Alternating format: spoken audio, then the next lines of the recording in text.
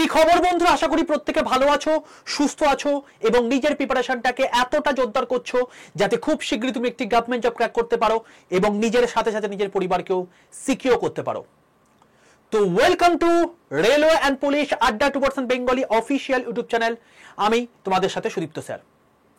দেখো, railway recruitment board প্রত্যেক মুহূর্তে যে সমস্ত আমাদের এক্সাম কন্ডাক্ট করছে সেখানে কিছু পরিমাণ আমাদের রিফর্মেশনের প্রয়োজন রয়েছে।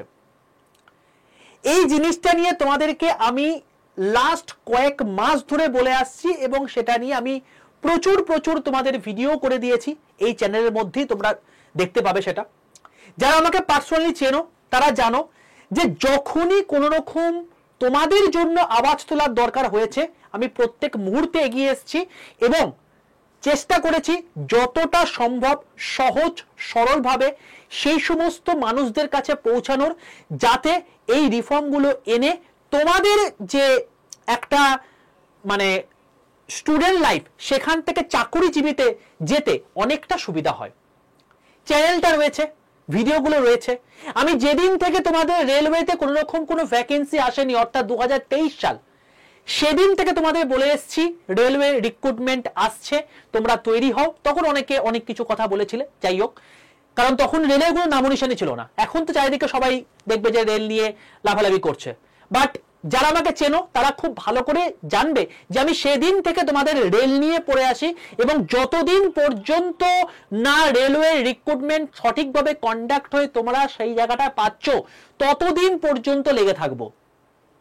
কারণ আমার জোরটাই হচ্ছে রেলওয়ে। আমি সবসময় তোমাদেরকে চেষ্টা করি যতটা তোমাদের সাফল্যের দিকে একটু এগিয়ে নিয়ে যাওয়া যায়।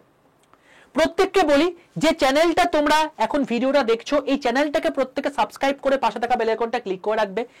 এনটিপিসির কাট অফ থেকে শুরু করে অ্যান্সার কি আউট থেকে শুরু করে এনটিপিসির নতুন কি কি রিফর্মস আছে, এছাড়া তোমার হচ্ছে এখন বর্তমানে ইংলিশ এখন রেলওয়েতে ম্যান্ডেটারি হবে এরকম একটা কথাবার্তা চলছে আরপিএফ এর ক্ষেত্রে, এটা নিয়ে আমি তোমাদেরকে ভিডিও করে দিচ্ছি। তো যা যা দরকার ভাই ইচ অ্যান্ড এভরিথিং তোমাদেরকে আমি করে দিয়েছি। এছাড়াও প্রত্যেক দিন আমি তোমাদেরকে সকালবেলা ক্লাস নিচ্ছি, তার একটা প্লেলিস্টও তৈরি করে দিয়েছি আন্ডার গ্র্যাজুয়েট এক্সামের জন্য। তো দেখে নাও, এটা হচ্ছে তোমার গিয়ে আন্ডার গ্র্যাজুয়েট এক্সামের জন্য। বর্তমানে এখন এনটিপিসি প্রিভিয়াস ইয়ার কোয়েশ্চেনের উপর বেস করেই আমি তোমাদেরকে করাচ্ছি। সকালবেলা 500+ লাইভে বাচ্চা এসে এখানে এক্সাম দেয়। তোমরাও প্রত্যেক দিন সকাল 11টা 15 ক্লাসে এসো, এখানে তোমরা অনেক কিছু আপডেট পাবে, শিখতে পারবে। সম্পূর্ণ ফ্রিতে এই চ্যানেলে ক্লাস হচ্ছে, কোনো রকম কোনো টাকা পয়সা দিয়ে নয়। তো তোমরা যদি ফ্রিতে ক্লাস করতে চাও, সঠিক আপডেট পেতে চাও, অতি অবশ্যই চ্যানেলটাকে সাবস্ক্রাইব করে পাশে থাকা বেল আইকনটা ক্লিক করে রাখো। ঠিক আছে, চলো। দ্বিতীয় কথা হচ্ছে, যারা আমার হোয়াটসঅ্যাপ গ্রুপে এখনো পর্যন্ত যুক্ত নেই, প্রত্যেকে কি করবে? প্রত্যেকে যেটা করবে সেটা হচ্ছে 62 91 95 4979 এই নাম্বারে প্রত্যেকে হোয়াটসঅ্যাপে যাবে। হোয়াটসঅ্যাপে গিয়ে জাস্ট একটা হাই লিখে পাঠাবে। হাই লিখে পাঠাতে দেখবে তোমাদের কাছে 7টা হোয়াটসঅ্যাপ গ্রুপের লিঙ্ক চলে এসছে।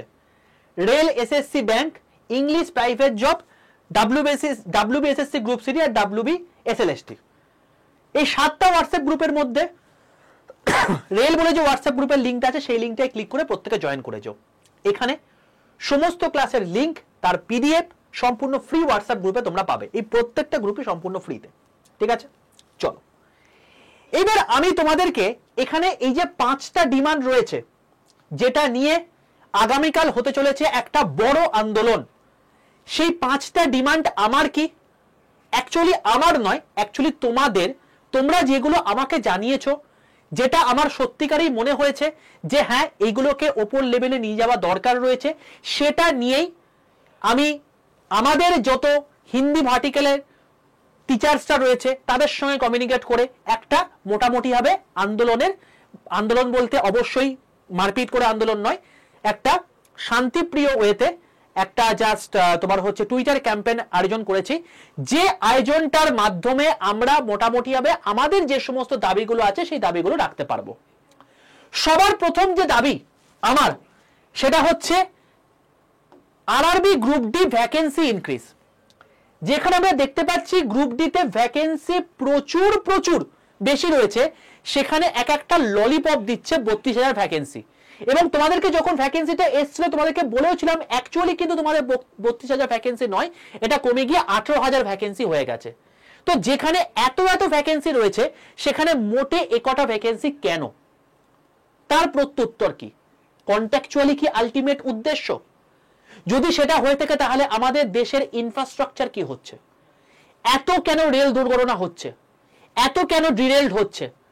তো এইগুলোর জন্য আমাদের অবশ্যই প্রচুর প্রচুর বিভিন্ন ডিপার্টমেন্টে কর্মীর প্রয়োজন। তার মধ্যে অতীব অবশ্যই অত্যন্ত গুরুত্বপূর্ণ জায়গা হচ্ছে ডিপার্টমেন্ট হচ্ছে গ্রুপ ডি, যেখানে আমার অনেক ভাই বোনেরা চাকরি করছে বা চাকরি করার স্বপ্ন দেখছে। তো সেখানে যেখানে লক্ষ লক্ষ ছেলেপুলে এই পোস্টটার জন্য দীর্ঘদিন ধরে বসে থাকে, সেখানে 2019-এর পর দীর্ঘ 5 বছর পর আজকে ভ্যাকেন্সি এসছে, এবং সেটাও একটা ললিপপ দেওয়ার মতো। শুধু ভ্যাকেন্সি এসছে নয়, এটা মানে আজ এবছরের জানুয়ারি মাস নাগাদ ভ্যাকেন্সিটা এসছে, এখনো পর্যন্ত কোন রকম কোনো এক্সাম ডেটের কোনো মানে গল্প নেই। এক্সাম কি হবে, ফাইনাল আপডেট কি কি হয়েছে, জাস্ট আইটিআই এবং 10th এদের মধ্যে একটা ঝামেলা লাগিয়ে দিয়ে নিজেরা মজা নিচ্ছে। তো আলটিমেটলি এখানে এর ভবিষ্যৎ কি, প্রপার ক্ল্যারিটি আমাদের চাই। তার কারণ এই পোস্টে টোটাল ফর্ম ফিল আপ হয়েছে 1 লক্ষেরও বেশি। এর আগের বার আরো বেশি, এই সরি 1 লক্ষ বলছি, ভুল বললাম, 1 কোটিরও বেশি। ঠিক আছে, মানে 1 লক্ষ তো মানে নর্মাল যে কোনো একটা পোস্টই হয়ে যায় এখন বর্তমানে, যে লেভেলে তোমাদের এখন মানে যে কোনো পরীক্ষার ক্ষেত্রে ডিমান্ড রয়েছে।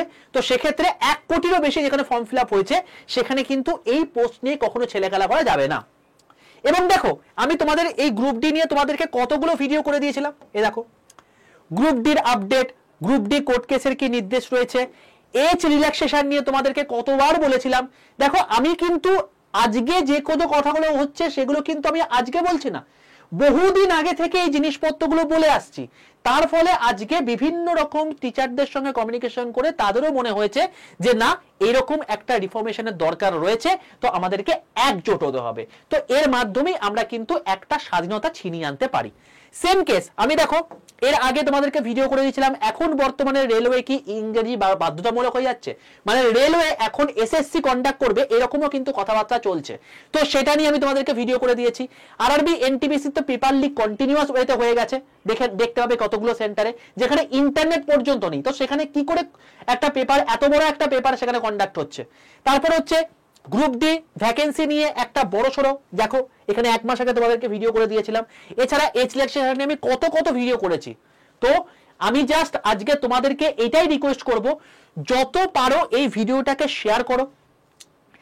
যারা এই ভিডিওটা দেখছো প্রত্যেকে এর লিঙ্কটা তোমাদের যে সমস্ত স্যার ম্যাডামরা রয়েছে তাদের কাছে পৌঁছে দাও, যাতে প্রত্যেকে একসঙ্গে আমরা এই টুইটার ক্যাম্পেইনকে সফল করতে পারি এবং আমাদের যে 5টা দাবি রয়েছে সেটা ভালো করে রেলের কাছে মানে তুলে ধরতে পারি। ঠিক আছে, তো আমি তোমাদেরকে প্রথম জিনিস দাবিটা বললাম, সেটা হচ্ছে গ্রুপ ডি রিলেটেড এই সমস্ত আপডেটের আমাদের প্রপার আপডেট আমাদের চাই। তো তার জন্য এটা নিয়ে সবাই মিলে একসঙ্গে কিন্তু কালকে টুইট ক্যাম্পেইন করব আমরা। এটা গেল প্রথম দাবি। দ্বিতীয় দাবি কি, ওয়েটিং লিস্ট। দেখবে তোমাদেরকে আমি ওয়েটিং লিস্ট নিয়ে আমি ভিডিও করে দিয়েছিলাম এবং সেখানে কিন্তু পরিষ্কারভাবে তোমরা দেখতে পেয়েছো যে যেহেতু এখন প্রত্যেক বছর এক্সাম হবে, তো ওয়েটিং লিস্ট ক্যাটাগরি পুরোপুরি উড়ে যাচ্ছে। তো আমি এখানে একটা জিনিস বুঝতে পারছি না, যেখানে প্রত্যেক বছর এক্সাম হবে বলছে, তো যেখানে এক্সামটা লাস্ট হয়েছিল 2024-এর জানুয়ারি মাসে, যেখানে তোমার হচ্ছে ভ্যাকেন্সি এসছে এএলপির, তাদের এখনো পর্যন্ত সিবিএটি হবে হচ্ছে এ মাসের 15 তারিখে, তাদের জয়েনিং পেতে পেতে আরো 2-3 মাস। তাহলে আলটিমেটলি একটা পরীক্ষা যদি 1.5 বছর ধরে কন্ডাক্ট হয়, তাহলে এই যে মাঝখানে 6 মাস গ্যাপ পড়ে গেল, সেখানে কি আলটিমেটলি ওয়েটিং লিস্ট থেকে মানুষজনকে নেওয়া যেত না? ওয়েটিং লিস্টটা কি, টোটাল ধরো 100টা ভ্যাকেন্সি রয়েছে, তার মধ্যে 100 জন পেয়ে গেল, ধরো কোয়ালিফাই করেছে, তো সব মিলিয়ে সিবিটি দিয়ে সিবিএটি দিয়ে টোটাল ধরে নাও 120 জন। ভ্যাকেন্সি কটা রয়েছে 100 জন। তো যখন এই 120 থেকে টপ 100 জনকে নিয়ে নিল, 20 জন ওয়েটিং লিস্টে রইল। এবার এদের মধ্যে অনেকেই থাকবে যে এর থেকে ভালো পোস্টে পেয়ে যাবে, যেমন গ্রুপ ডির ক্ষেত্রে ম্যাক্সিমাম ক্ষেত্রে এই জিনিসটা হয়ে থাকে, সে এএলপি তে চলে যায়, সে এনটিপিসি তে পেয়ে চলে যায়, সে সিজিএল পেয়ে চলে যায়, সে সিএইচএসএল পেয়ে চলে যায়। তাহলে আলটিমেটলি এই যে পোস্টটা ভ্যাকেন্ট হয়ে গেল, তাহলে কি এই সমস্ত যারা বাচ্চারা 1 নাম্বার 0.33 নাম্বার 0.66 নাম্বারের জন্য আলটিমেটলি সিলেকশন থেকে বেরিয়ে আছে বা ঝুলছে, তারা কি চাকরিটা পেতে পারতো না? আপনি তো মানে প্রত্যেক বছর যে ভ্যাকেন্সি দেওয়ার কথা বলছেন, প্রত্যেক বছরের মধ্যে তো পুরো জিনিসটা কমপ্লিটই হচ্ছে না, তাহলে আলটিমেটলি এই ওয়েটিং লিস্ট তুলে দেওয়ার কি গল্প আছে? নেই। তাহলে ওয়েটিং লিস্ট অতি অবশ্যই আমাদের থাকতে হবে, এটা গেল আমাদের সেকেন্ড দাবি। এবং এই জিনিস নিয়ে আমি তোমাদেরকে এই ভিডিওতে কিন্তু পরিষ্কারভাবে বলে দিয়েছিলাম। চলো 3 নম্বর দাবি খেয়ে চলে আসছি, সেটা হচ্ছে এক্সাম সেন্টার। পরিষ্কারভাবে বলে দেওয়া হয় যে আমাদের যে সমস্ত এনটিপিসির ক্ষেত্রে এক্সাম সেন্টারগুলো পড়বে, সেখানে মোটামুটি হবে 200 কিলোমিটারের মধ্যে তোমাদের এক্সাম সেন্টার পড়বে। এমন অনেক আমার ভাই বোনেরা রয়েছে যাদের এক্সাম সেন্টার 400 থেকে 500 কিলোমিটার দূরে পর্যন্ত পড়েছে। এবং আমি তোমাকে বলছি,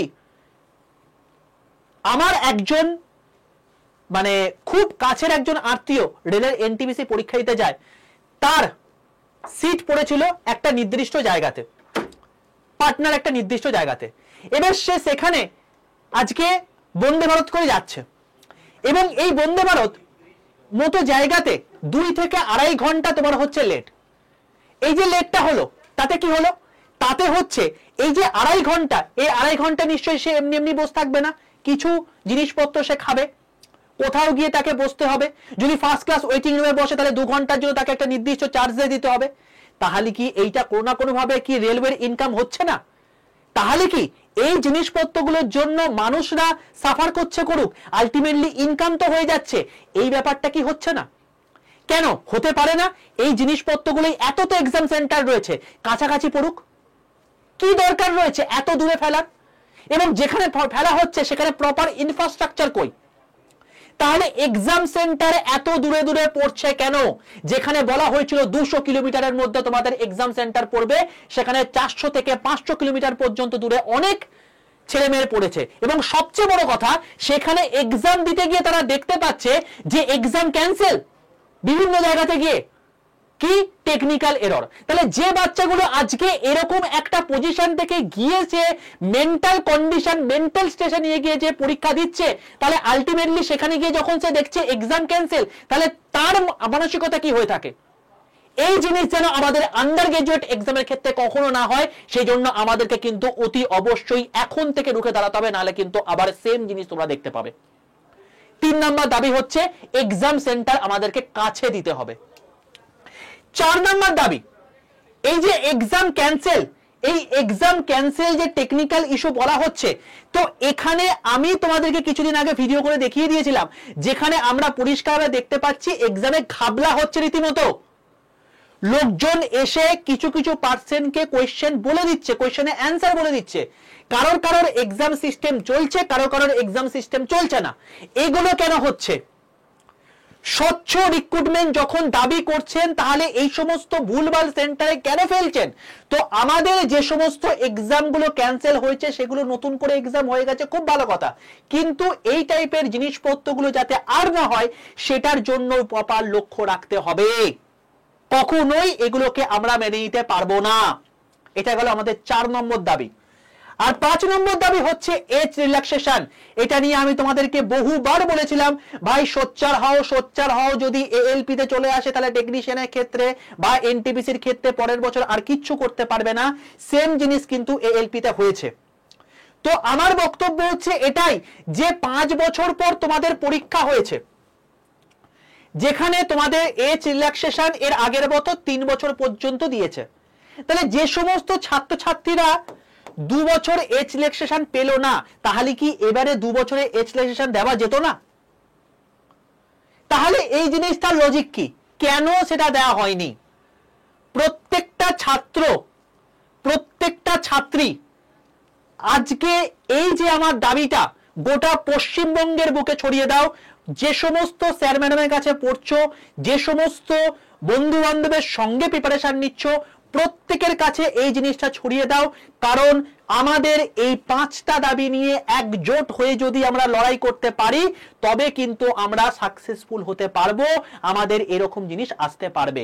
যেমন তোমাদেরকে আমি কিছুদিন আগে একটা ভিডিও করে দিয়েছিলাম, এখানে তুমি দেখবে যে আমি বলেছিলাম যে এই যে তোমাদের এই যে ভিডিওটা, এই ভিডিওতে তোমাদেরকে কি বলেছিলাম, যে এখানে বলেছিলাম যে রিটায়ার্ড যারা স্টাফ রয়েছে তাদেরকে নতুন করে রিক্রুট করা হচ্ছে, এবং রিক্রুট করা থেকে আমি রিটায়ার্ড স্টাফদেরকে বলেছিলাম যে দয়া করে এই জিনিসটা আপনাদের যদি ভবিষ্যৎ প্রজন্মরা থাকে তাহলে সেক্ষেত্রে তাদের কথা ভেবে এই জিনিসটা সহমত হবেন না, আপনারা রেজিগনেশন দিন, ওরা বাধ্য হবে নতুন করে জিনিসপত্র দিতে। তো এবং দেখো এইটা নিয়েই তোমাদের কাছে আবার একটা নতুন ভ্যাকেন্সি পোস্ট ক্রিয়েট হয়েছে, যেটা 2017 সালে পোস্ট বন্ধ হয়ে গেছিল, সেখানে আবার নতুন করে পোস্ট ক্রিয়েট হয়েছে, যেটা এবারে এনটিভিতে তোমরা দেখতে পাবে। এটা নিয়েও তোমাদেরকে ভিডিও করে দিয়েছি, ঠিক আছে? তো পড়াশোনা করছো, পড়াশোনা তো আলটিমেট অবশ্যই সেটা করতে হবে, এবং সেটার জন্য তোমাদেরকে প্রত্যেকদিন সকাল 11:15 সময় আমি তোমাদেরকে ক্লাস নিচ্ছি। সকাল 11:15 সময় আমার লাইভ ক্লাসে সবাই চলে আসবে। এখানে প্রত্যেকদিন তোমাদের ক্লাস হয়ে থাকে সোম, বুধ, বৃহস্পতি, শুক্র।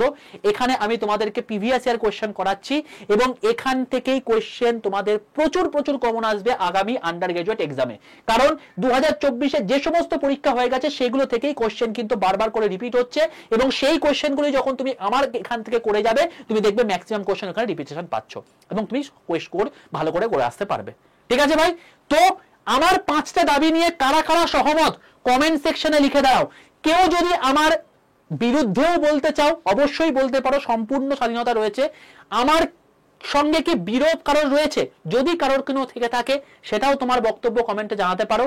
আমার মূলত এই 5টা দাবি মেনলি রয়েছে, যেটা নিয়ে আগামীকাল একটা বড়সড় টুইট হতে চলেছে। তো সেই জিনিসপত্রগুলো আমি তোমাদেরকে বলে রাখছি। দেখো, টুইটার ক্যাম্পেইন আগামীকাল হবে কখন?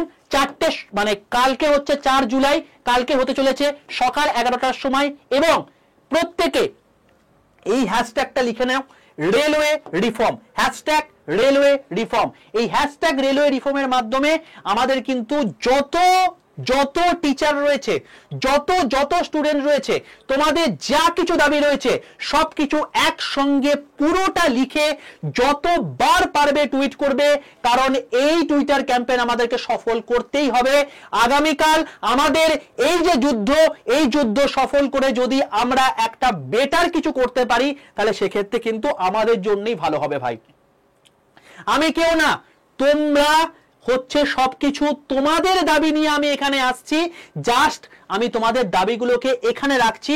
তো তোমাদের প্রত্যেকের কাজ, প্লিজ প্রত্যেকে এই সেশনটাকে তোমাদের যত বন্ধু বান্ধব আছে, যত স্যার ম্যাডাম আছে, যাদেরকে তুমি ইউটিউবে ফলো করো, তাদের কমেন্ট সেকশনে গিয়ে এই ভিডিওটার লিঙ্কটা গিয়ে ফেলে দিয়ে আসো।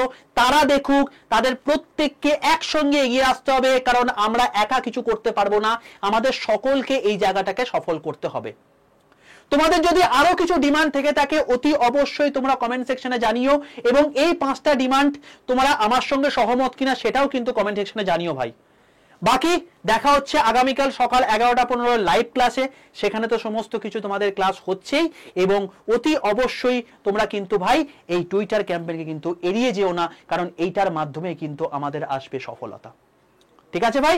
All the best.